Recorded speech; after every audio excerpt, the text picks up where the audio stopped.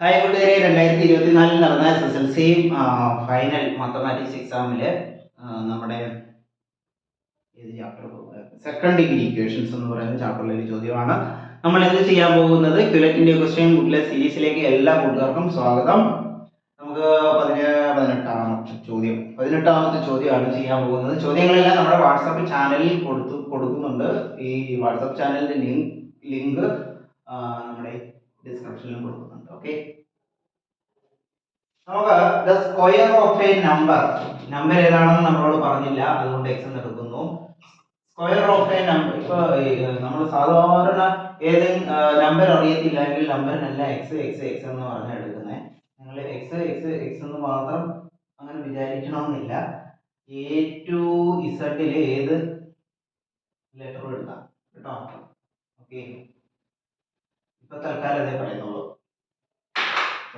A to ഇസഡിൽ ഏത് letter വേണമെങ്കിലും എടുക്കാം കേട്ടോ. അത് അറിഞ്ഞിരിക്കുക. ലെറ്റർ മാത്രമല്ല, കുറച്ചും കൂടെ വലിയ വേർഷനിൽ പറയുവാണെങ്കിൽ കുറേ കാര്യങ്ങൾ പറയാനുണ്ട്. അപ്പോൾ അത് ഞാനിപ്പോൾ പറയുന്നില്ല. പക്ഷെ നിങ്ങൾ അറിഞ്ഞിരിക്കണം. അങ്ങനെയും കൂടി ചിന്തിക്കാനൊക്കെ പഠിക്കണം. നമ്മളെ ഇതൊക്കെ മാത്രമേ പഠിപ്പിക്കുന്നുള്ളൂ, അങ്ങനെയൊന്നുമല്ല. നമുക്ക് വലിയ വലിയ കാര്യങ്ങളും വലിയ വലിയ സാധനങ്ങളും നമ്മൾ പഠിച്ചെങ്കിലേ നമുക്ക് നേരത്തെ നമുക്ക് ഓരോ കാര്യങ്ങളൊക്കെ മുൻകൂട്ടി എന്ത് പഠിക്കണം, നമ്മൾക്ക് ഏത് ഫീൽഡിൽ പോകണം എന്നൊക്കെ അറിയാൻ പറ്റത്തുള്ളൂ. അപ്പം നമ്മൾ 10ാം ക്ലാസ് എത്തുമ്പോഴെങ്കിലും നമുക്ക് മനസ്സിലാവണം നമ്മളുടെ ഫീൽഡ്, ഒരു കരിയർ ഫീൽഡ് ഏതാണെന്നൊക്കെ നമുക്ക് മനസ്സിലാകുന്ന രീതിയിലേക്ക് നമുക്ക് എത്താൻ പറ്റണം.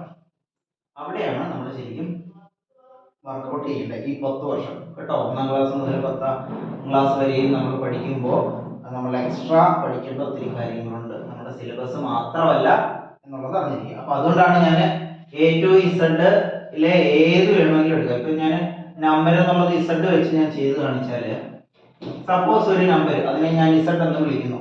ഓക്കെ, ആ ഇസഡ് എക്സ് ഒഴിവാക്കുവാണേ. ഓക്കെ, ഇസഡ് എന്ന് എടുക്കുന്നു. എന്നിട്ട് square of a number is equal to 12 added to the number.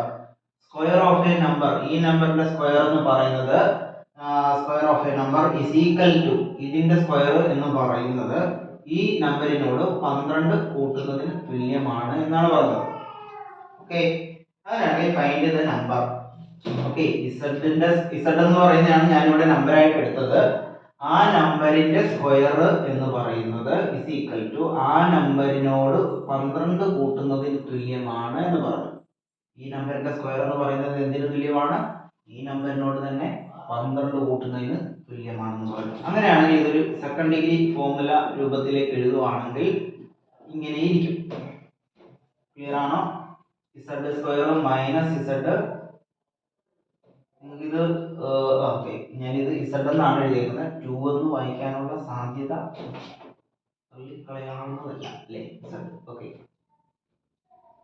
അപ്പോൾ ഇങ്ങനെയാണ് സെക്കൻഡ് ഡിഗ്രി ഫോമിലേക്ക് വരും. അങ്ങനെയാണെങ്കിൽ ഇതിന്റെ എന്താണ് നമ്പേഴ്സ്, ഫൈൻഡ് ദ നമ്പർ. ഈ ഇസഡ് ഏതാണെന്ന്, ഇസഡിന്റെ വാല്യൂ എത്രയാണെന്നാണ് നമ്മളോട് ചോദിച്ചിരിക്കുന്നത്. ഇവിടെ നമുക്ക് സ്ക്വയർ ഫില്ലിംഗ് മെത്തേഡ് അപ്ലൈ ചെയ്യാനായിട്ട് ഇതിന്റെ പകുതിയുടെ സ്ക്വയർ എന്ന് പറയുന്ന പരിപാടി ഇതിൽ നടക്കത്തില്ല. പകരം ഞാൻ ഇത് പ്രോഡക്റ്റും ഇത് സമം എന്നുള്ള രീതിയിലുള്ള സാധനം എടുക്കുവാണ്. പ്രോഡക്റ്റ്, അതായത് 1 × 12, ഒന്നിന്റെ കൂടെ 12 ഇൻറ്റു ചെയ്താലേ നമുക്ക് 12 കിട്ടത്തുള്ളൂ, ശരിയല്ലേ? പക്ഷെ 1 12 കൂടെ കൂട്ടിയാൽ എന്ത് കിട്ടത്തില്ല? ഇവിടുത്തെ കോഎഫിഷ്യന്റ് ആയിട്ടുള്ള 1 കിട്ടുന്നില്ല. സോ അതല്ല. പിന്നെ കിട്ടുന്നത് 2 × 6 ചെയ്ത് കഴിഞ്ഞാൽ 12 കിട്ടും, ശരിയല്ലേ? ഇവിടെ ഓക്കെ.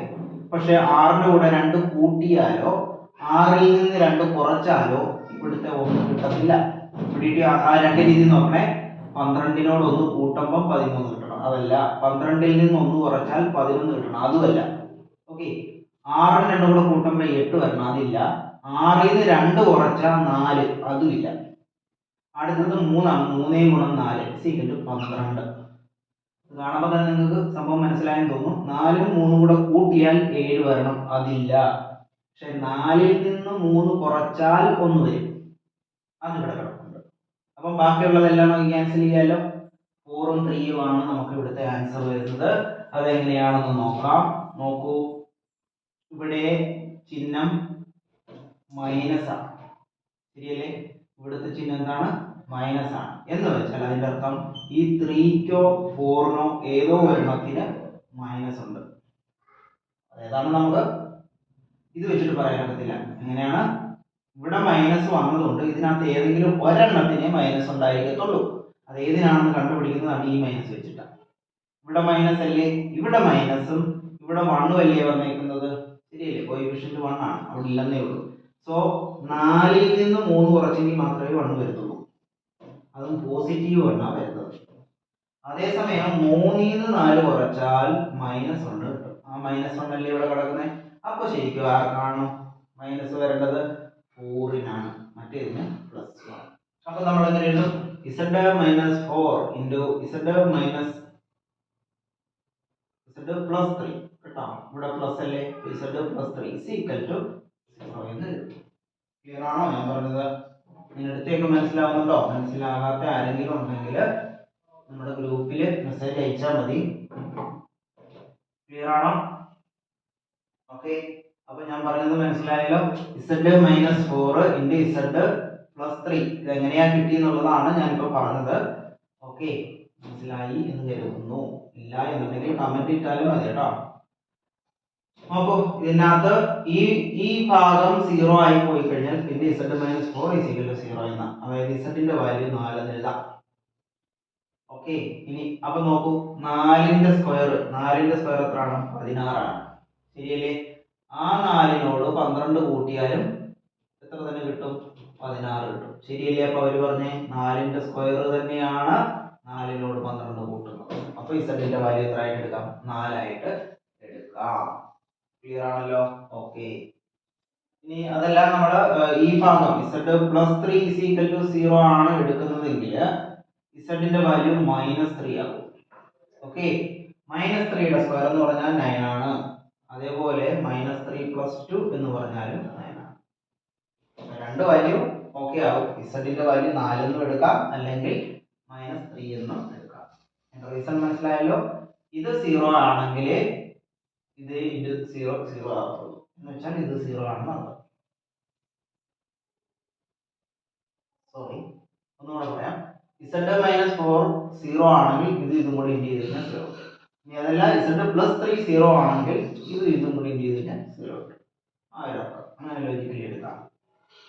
ആദ്യം പറഞ്ഞതിൽ ചെറിയ മിസ്റ്റേക്ക് ഉണ്ട്. നിങ്ങൾക്ക് മനസ്സിലായോ എന്തോ എനിക്കറിഞ്ഞൂടാ.